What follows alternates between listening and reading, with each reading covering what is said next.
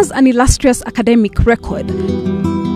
6 law degrees and countless other contributions to various initiatives, with his interactions spanning across a list of world leaders, reading from who is who to slum dwellers, widows, and the many less fortunate he helps feed through his feeding programs.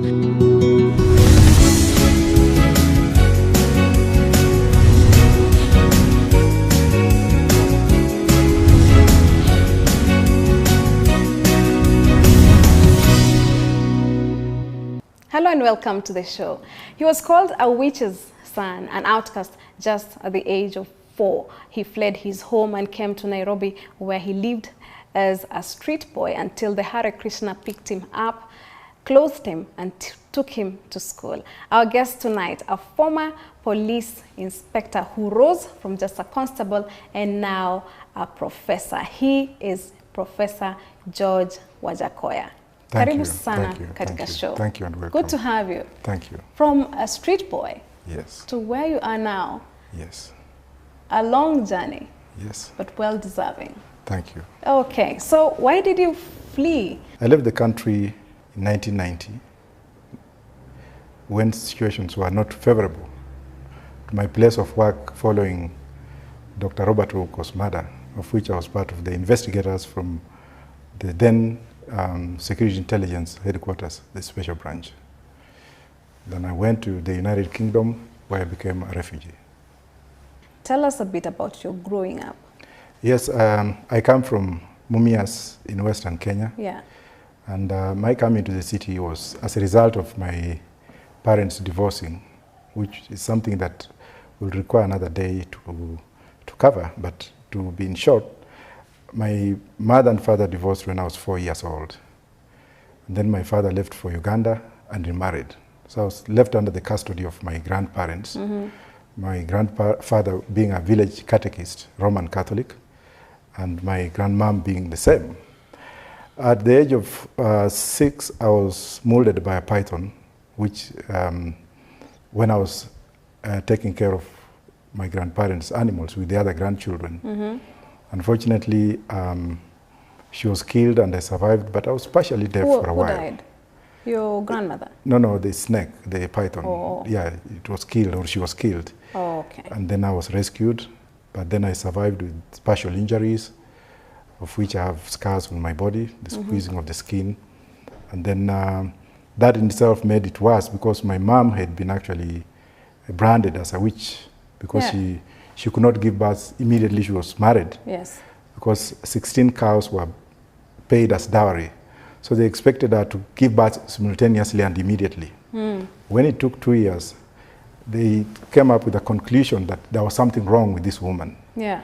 But when she bore me, that's when her problem started, because that was like a disapproval to their myth and what have you. Okay. So when I was born, she was excommunicated from the village, and a small hut was built for her outside the village, where she stayed as an outcast. Okay. And then later on, when she became pregnant of my second sister, and while she was in labor alone,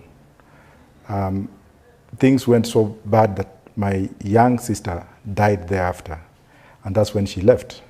Mm-hmm. So when she left, I continued, as I said, about the snake, and then I was removed from that village to go far away so that I don't contaminate the family with my mother's witches. Mm. So I used to go for about 10 kilometers in a school known as Buhui Primary School, which is more or less like 2 hours walk. Mm. So I used to wake up very early in the morning, I would go and come back. Then, unfortunately, in 1969, it rained during lunchtime, and we had gone to seek shelter that we could actually beg for porridge, because the woman there was selling porridge. Yeah. And then the lightning hit her, hit the place, and she died, plus another woman. So I was severely burned on my right shoulder, which I think when I joined the police, they didn't actually examine me properly. Mm-hmm. Otherwise I would not have joined the police. Yeah, but that is God's fate. Yeah.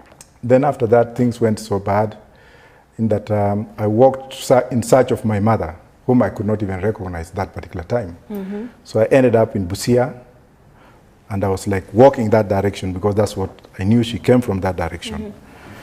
And fortunately or fortunately for me, I befriended a man of Somali origin and appearance who happened to be a driver of the long petrol hauliers. So the man brought me to Nairobi with an intent, which I didn't realize, that he was a purifier.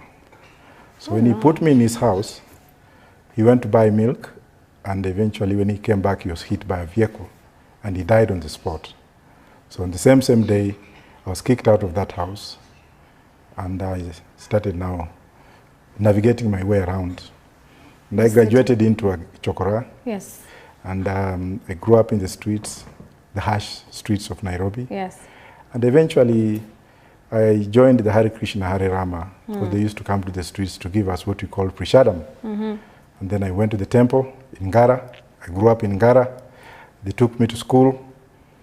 And to say it in short, one of their worshippers, Mr. Ramlal Sharma of City High School, took me from the temple to his home in Ngara, where Pioneer International University is. That is the former City High School. Yeah.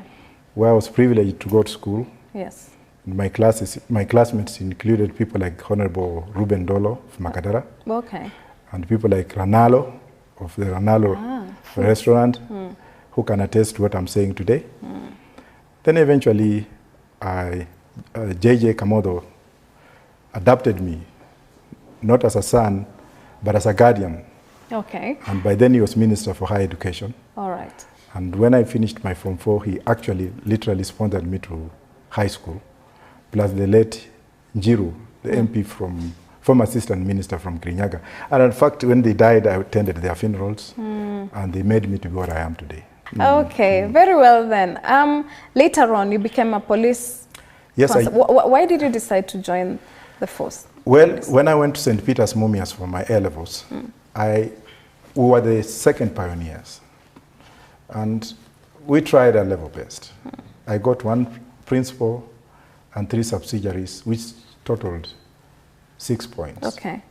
But those who got 7 points with at least 2 principals, they went to the university. So I was short of going to the university. But in my mind, I was like, well, one day I will. And that's why I decided to join the Kenya Police as a constable. Okay. Because I wanted at least to do something. Yeah. Then when I joined the police, I came back and I was posted in Central Police Station. Then years later, Moi, by then he was the president, he gave an order that all Form 6 graduates who are in the police be taken back to Kenya Police College for special SOIP, special inspectorate course. Okay. Which I went, I came back, and then I was posted here in Kasarani. Brown, just here? Yes, okay. When I became an inspector. Okay. Before I joined the National Security Intelligence. Okay. By that time, they called it Special Branch. Yeah. Yes. All right. But what was your ambition before you joined the police force? My ambition was to serve, to be a servant in whichever capacity. And also, I thought I would do better in the police. Because police work is God ordained. Those who really know the meaning of the word police is to serve. You're like a priest. You're serving the subjects of God in another way. You're protecting lives and property. You could have become a teacher. Yes, I was a teacher before, an untrained teacher before I joined the police. All right. And my students read of people like Honorable Wajackoyah, whom I taught in Form 4 in Ravel Secondary School. I taught lawyers like Jacob Mtula, and there are those who are, but I was an untrained teacher. But I did not have the opportunity to go and do a diploma in education. Yes. Okay, so we'll go on a break, and then when we come back, we can talk about your life away as an asylum seeker, and what went on there, and why you're back. Thank you. Yeah, thank you too. Don't go away. Remember, you can send in your comments on our SMS number 20001 by starting with the word Faraja.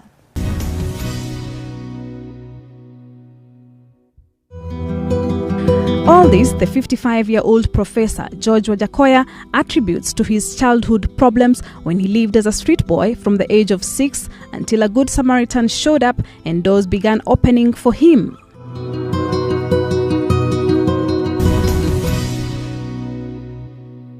Welcome back to the show. We are talking to a former street boy who also was a presidential aspirant in the year 2013, Professor George Wajackoyah. Karibu tena katika show. Thank you. Yeah. So you are an amazing guy. I have read that when you fled the country, you went and studied law. Yes. And you have not just one, two, but 6 law degrees. And you teach at the Heritage University, American Heritage University, and you still tried to become the president. You still went for the highest office of this country. Yes. Why did you do that? Well, one, I'm a Kenyan. I'm more than 35 years old. I am sane, and the Constitution allows me, or any other Kenyan. Yes. So in short, you met the basic requirements. Yes. That's why you went for? Yes, it's a job like any other job. Yeah. And why not try? Okay. You give it a trial, another trial, another trial, and another trial. Yes. What was the other ambition that you had? As I said before, my ambition was to serve. And I served this country as a police officer. I served the dead as a grave digger. Yeah, you did? Yes, when I was in England. I worked in the morgues, cleaning dead bodies. That was a service to humanity. I served also as a security guard. That was a service to humanity. And I also looked at that and I said, well, let me come back home and also try to serve. If the people give me the opportunity, well and good. If not, wherever comes my way, like what I'm doing right now, will be sufficient. Okay. Yes. What are you doing right now? Actually, to start it this way, I've never ended in my task and task for education. Okay. When I came back, I was very ignorant of the Kenyan legal system. And being a law professor, I sounded out of place most of the time. And I decided to join the Kenya School of Law, which when I went there, they referred me to Riara University to do certain courses, which I did. And while I was there before completing... You're already qualified? Okay. I was called back to Kenya School of Law, and I just finished the 1 year. All right. Now I'm doing pupillage. Okay. That will actually make me complete. Yeah. And my desires would have come to fruition. And that when there are Kenyans who are in need and they cannot afford justice, then I can come in and assist them pro bono. Okay. So I'm just waiting, and we take it from there. Yeah. Yes. All right. So you want to serve Kenyans? I'm already serving Kenyans in so many capacities right now. Yeah. Yes. But you feel like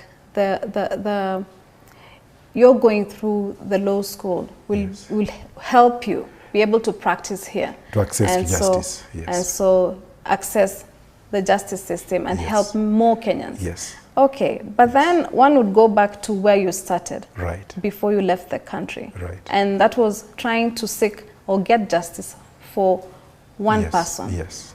But then why didn't you begin there? Why didn't you let everybody know, or at least give the families of this person, what they're looking for, which is answers? I cannot comment on that one. Are you still trying to correct something you did not do back then?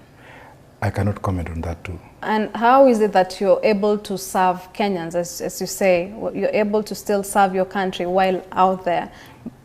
Number one, there are so many Kenyans like me who serve this country from outside by remitting a lot of cash in this country for cash flow in a viable economic market-friendly notions in terms of economics.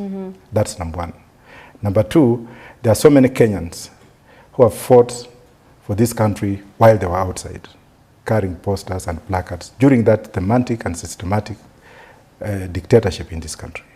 There are those Kenyans who actually lobbied other governments outside. Yeah. I was part of that process. Okay. And we made, while Kenyans were fighting here, there are those who are fighting from outside. That was a service to this nation. Okay. And when I was also a lawyer in Britain, before I went to the United States for further education, I also served those Kenyans who had left this country and ran away to be refugees in the United Kingdom. So you represented Kenyans in the UK? I did a lot of representation. Pro bono?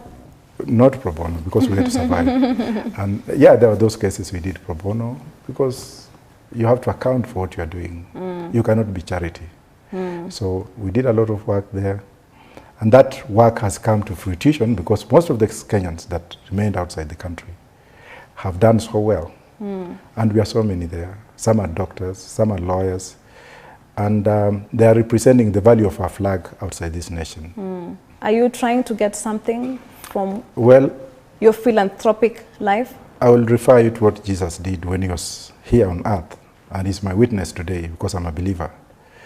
Jesus left one strong advice, that don't let the left hand know what the right hand is doing. Yeah. And he also talked of the Pharisees. When they give, they go out there to make a trumpet. Yes. Those, if I was in that category, then eyebrows would be raised. For the first time, I'm talking of what I'm doing, not holistically.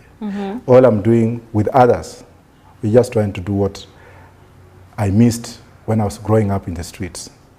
I'm doing this by examples. I know where the rubber hits the road.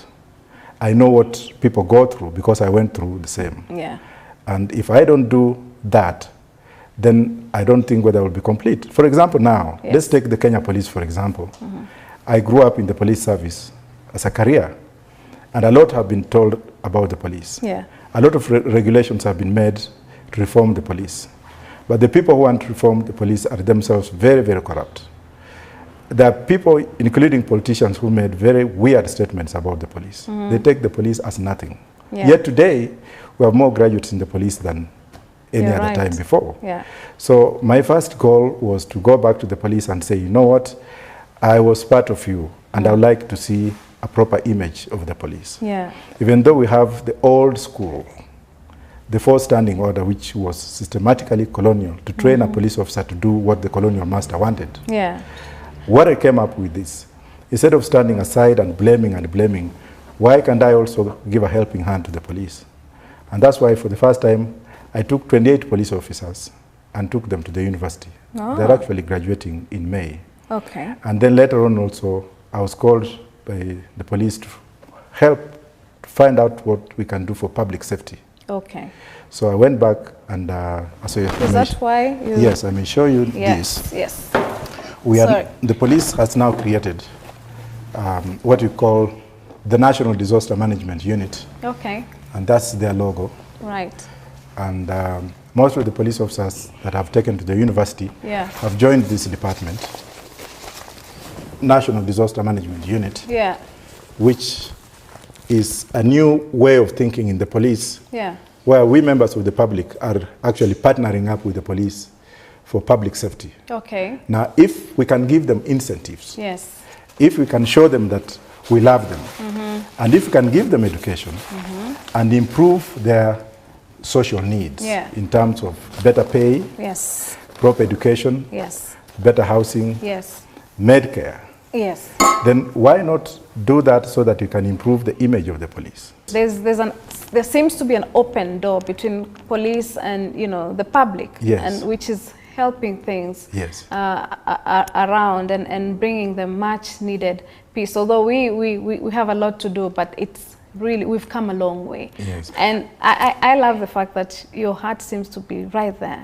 in fact, in service. I would like us to go on a break, Prof, if you allow us. Thank you. And when we come back, you will elaborate more and also tell us how you met your mother after 49 years. Thank you. Yeah, when we come back, we will talk to Professor about that and more. Remember, you can send in your comments on our SMS number 20001 by... What brought him to the limelight was, however, the one thing he completely refused to discuss during this interview, saying all that he wants to be known for today is as a servant of the people.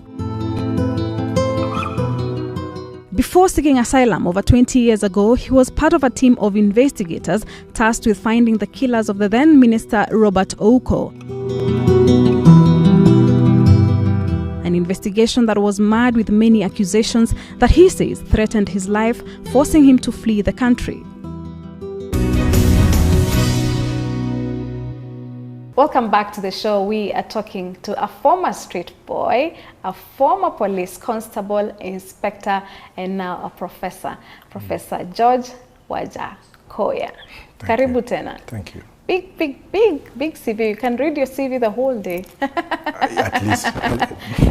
You've done quite a bit. So do you think that this country has sort of has the right environment for people to want to come back home like yourself? Well, let me put it very straight. While the government is trying, but they have not tried enough.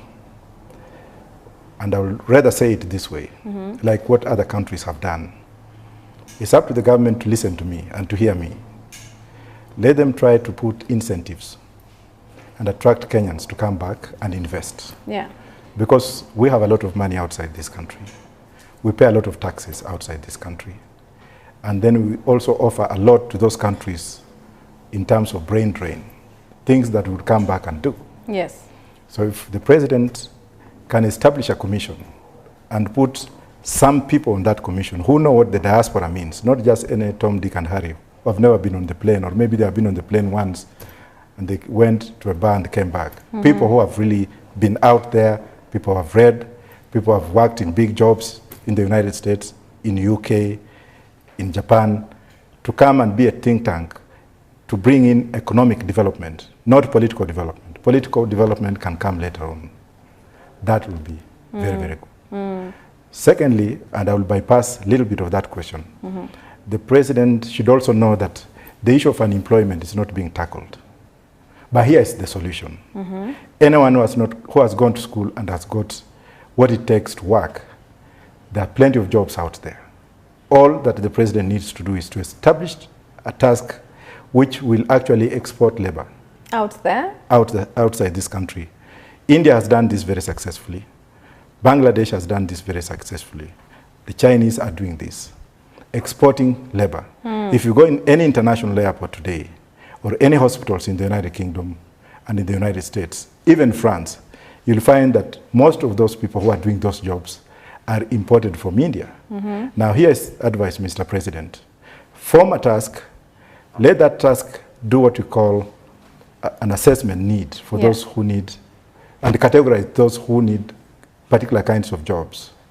Then let there be bilateral treaties with certain countries, if not multilateral treaties with favorable contracts where the government is party to those contracts, where there will be fairness, where there will be proper remuneration, where there will be Medcare, and also bereavement fund to repatriate those who die outside. Okay. Trust me, the issue of unemployment will be cut off by 50%. And I must also thank the CS Cabinet Secretary, Amina. Amina, I mean, recently when I was in Hawaii, I read something so good and it made me feel so good about her. When she recently made a deal with the Middle East government to export 1,000 jobs to the Middle East. We have reached a point where we can export labor. And we can do it in a very fashionable way by international bilateral treaties. Okay. So now, coming back to the Kenyans, I think we have a lot of problems when you come in. There's a lot of money out there in the World Bank that can resettle Kenyans. Yoweri Museveni of Uganda did the same when he took over power. He went to the World Bank and they gave him a soft loan to create conducive infrastructural atmosphere where most of Ugandan doctors were called back to come and work without interfering with their family. And currently, Museveni is supplying doctors to Cuba. Okay. There's a surplus of doctors. So our president should know that we can help to fix this thing called unemployment by exporting labor. Yes. But then one would say, why not create those opportunities right here? Well, as at the moment, we have a constitution which is progressive constitution. We have economics which is progressive economics. And for us to reach that goal, we can also look at what other countries have done and emulate them. While we create labor, we can also go back to the drawing table and look at why we have gone wrong since the independence. For example, our educational system, is not geared towards job-related solutions. Yeah. Everyone wants to go to the university to become a banker. Yeah. Everyone wants to go to the university to go and do some job somewhere, white-collar jobs. Yes. Look at Japan. The toys we buy from Japan, the toys we buy from China are made by people who have taken that as a trade of survival. So if we do not have technical institute-oriented education, whereby we teach people how to invest and how to think positive in terms of economy and development, it will take us a very, very long time. How is it that you went for not 1, not 2, not 3, but 6, low degrees? What did you want to achieve? Actually, what were you trying to prove? When I was in the UK, I went to the UK when I was 34 years old. I didn't have means. The only thing I could have done with my accent was to go to school. And because I was deprived of that when I was here, I found it prudent that I should also do something unnatural and unusual. That's why I did degree after degree after degree in the United Kingdom before I went to the US after practicing for a while to go back again to law school. And they're all low degrees? Yes, and even I've also finished Riara University here and the Kenya School of Law. So the education never ends, and I wanted to achieve the best to help me stand on a proper platform. And I'm still going on with education. Okay. Yes. Do you think you're trying to prove a point to those who wanted to finish you at that time, or those who think you're not fit to be in this country or to have a say? I think intelligent minds or smart people use smart people's ideas. Ignorant people use ignorant people's ideas. So there are two things we are talking about here. Smart people will use other people's ideas to progress. Ignorant people will not use smart people's ideas to progress. And that's how I can answer that question. Okay. You seem to be a very, very well-calculated and careful man in the things that you do. Are you paranoid? I don't fear anybody. I only fear God. If I was a man who feared, I would not have come back and stayed in Mlango Kubwa when I first came in the country. Oh. I don't have bodyguards. God is my bodyguard. So the word fear is not part of my vocabulary. I walk, I eat, and I talk. I feed people in the valley, in Madare and what have you. Do you feel called to do more than the normal politicians or the normal leaders are doing in our country? Well, there's no degree of comparison, but what I do is from my heart. The partial scholarships I've given to over 800 people in the country is from my heart. Yeah. It's giving back to those who are not able to reach somewhere the way I was. Even though mine I got through grave digging and sweat, I don't want any other person to suffer that way. Grave digging and sweat. Yes. Tell us about that. I was a grave digger in Highgate Cemetery for 7 years in England. And I was also a security guard at the same time to get money to pay for my school fees. So I know exactly what it is to go through what I went through. So if you find single mothers, or people who have not gone to the university because they lacked points to go or money to go, why not give them a bridging course like a diploma so that when they finish they can now take care of themselves? And that's what God has empowered me to assist, to help, to use. Yes. All right. How were you sustaining yourself as not as a student, but later on when you began now, when you graduated? I had a law firm in London where I trained a lot of Kenyans who are now lawyers there. I've taught in many institutions, and I have a lot of friends around the world. You name India, I have a friend in India. I don't want to name drop, but I have friends. I have even friends here, political friends in this country, that I'm helping with scholarships, that they can also reach out to the needy. How are you able to do this? Because then one would say, is it coming from your pocket? How are you sustaining I have well-wishers around the world. Yeah. If you look at some of my pictures, they will see me with people like the King of Kuwait and what have you. I have friends. Okay. When I need little change, I can call and they will provide and I will help. Okay. Yes. All right. Last but not least, your mother. Yes, I met... You say you met her after... 49 years. 49 years. She was very strong. Yeah. She was... she's my iron lady. We had joy. The joy in my mother's eye gave me the nurture of good feeling. She didn't even have a single white hair.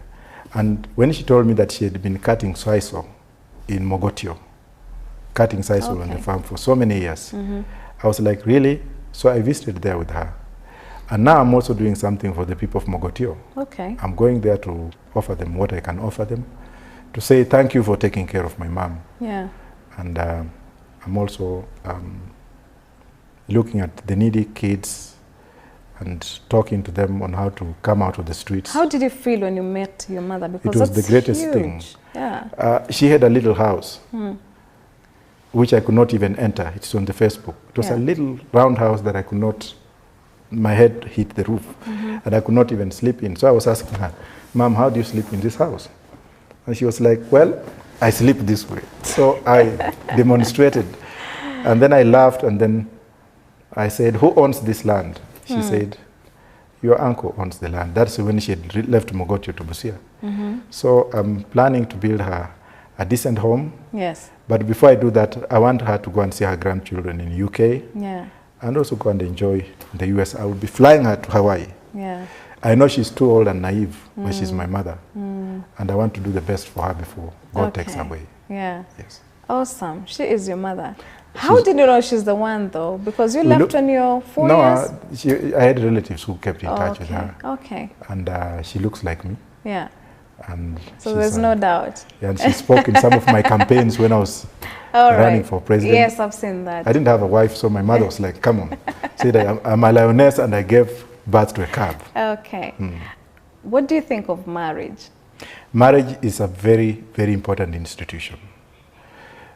Even though now, I don't know how to define it because of sexual orientation, where men are marrying men and women marrying women. I have nothing, no qualms with that. But marriage is a very solid institution which should be encouraged at all costs. Yes. You never got married yourself? Yes, I never got married, but I'm waiting upon the Lord to give me already. I'm sure she's somewhere. Yeah, I have a girlfriend. Okay, in the good US. enough. And your children are all in the US? Apart from one of your sons is a footballer. Yes, my son used to play for the Arsenal Junior. He's now signing in with Chelsea. Yeah. But these kids were born in Britain. They are big now, and I thank God for them. And you're a proud father? Yes, I'm a very proud father. Yeah. And I take care of them. Okay, so we will go on a break, but when we come back, I would like you to meet two of my friends. Okay. Yeah. Thank you very much. Remember, you can send in your comments on our SMS line 20001 by starting with the word Faraja. Don't go away.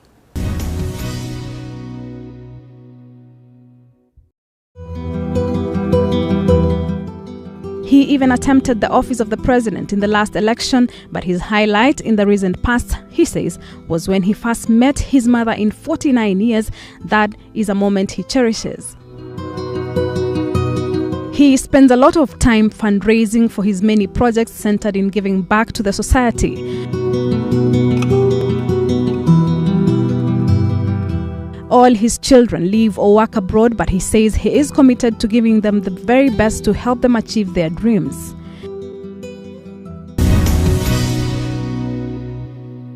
Welcome back to the show. We are now joined by Winnie Anyango, who is a former guest to the show, and also Kayla Mwaniki, who are both here sometime last year. I don't know whether, Winnie, you can remind the viewers why you are here. Okay, I was here last time sharing my story about how we were attacked by thieves on May 2014. We were with my brother Leroy Omondi, and the thieves attacked us, and I lost my right eye, and my brother Leroy was attacked also, and he had problems, head injuries, causing him some injuries and also making him lose his senses. How is Leroy doing now? Now he's worse than before. Ooh. Maybe taking canes, wanting to beat mom, and attacking us in the house at night. I'm really sorry to hear that. It's okay. Yeah, but the last time we were also talking, you mentioned that you wanted to do mass communication. Yes. How is that coming up for you? Okay, I went to apply Yeah. in Magenta.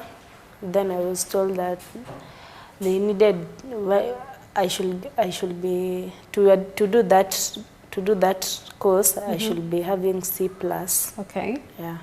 And And me, I obtained C plain, so I went to Italy to apply for food and beverage. all right. Yeah. Okay, good to hear. And Kayla, what's been happening in your life and why were you here the last time you were here? Tell us a bit about that. Okay, the last time when I was here, I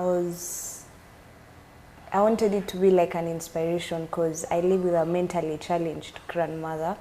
So it's not been that easy in the house because coming from school, I have my assignments to do, but she's all over the house, removing clothes, shouting at the neighbors. So it's also kind of embarrassing. So the reason why I was here is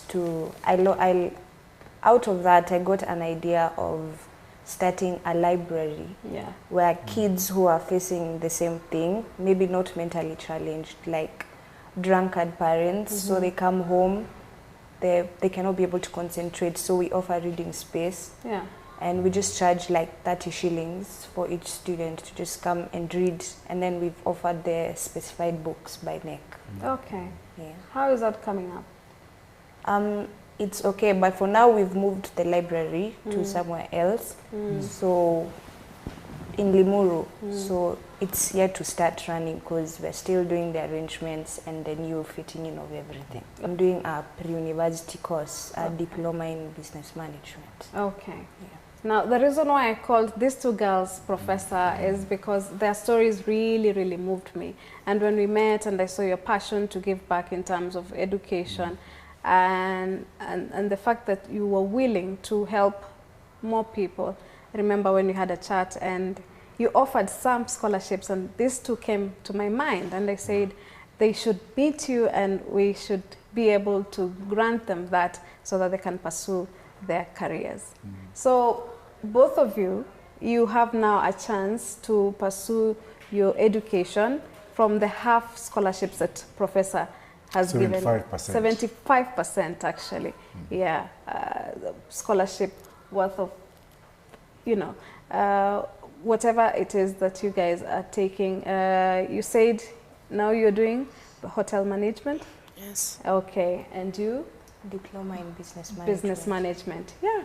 Isn't that a beautiful thing? Yes, but what I'll say here is we offer scholarships in a public university. Yeah. And you have an arrangement with them. So I don't know whether you can want to come and start afresh. I will get you admission tomorrow.